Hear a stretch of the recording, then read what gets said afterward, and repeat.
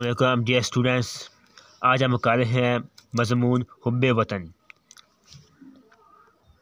यानी पैट्रियाटिज़म इन कह सकते हैं उर्दू, यानी वतन की मोहब्बत।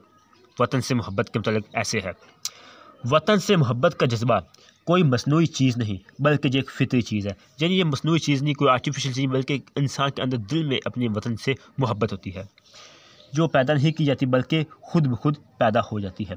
इंसान दुनिया में जहाँ मर्जी घूमे फिरे, मगर जो आराम और सुकून उसे अपने घर में नसीब होता है वो उसे कहीं और उसे नहीं मिलता।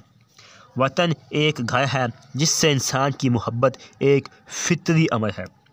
आम मुशाहिदे की बात है कि जानवर और परिंदे भी शाम को अपने अपने ठिकानों और घोंसलों में वापस पहुंच जाते हैं। उन्हें वही सुकून मिलता है जहां उनका घर होता है। गोया हुब्बे वतन एक ऐसा जोहर है जो हर इंसान और हैवान में फितरी तौर पर पाया जाता है।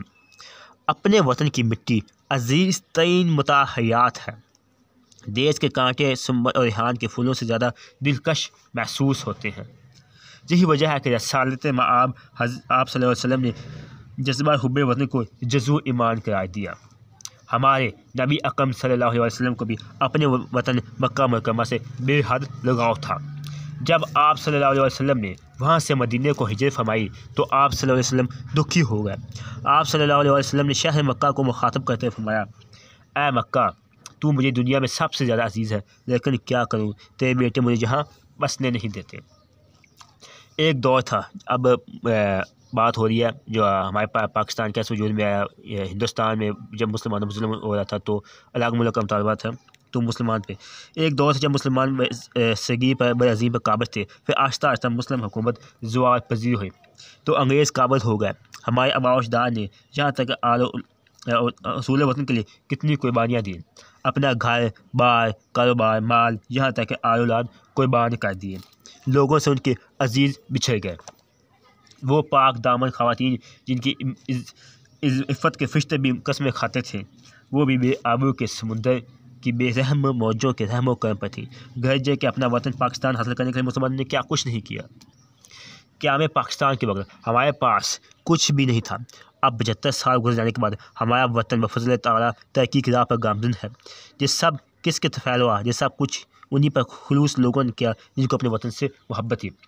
सर सैयद अहमद खान, मौलाना मोहम्मद अली जौहर, अल्लामा इकबाल, कायदे आज़म, फ़ातिमा जना, ये सब वतन की मोहब्बत से सरशार नज़र आते थे। इंसान जिस माहौल में पैदा होता है उसकी ज़मीन और आसमान उसे ज़िंदगी और राहत बख्शता है।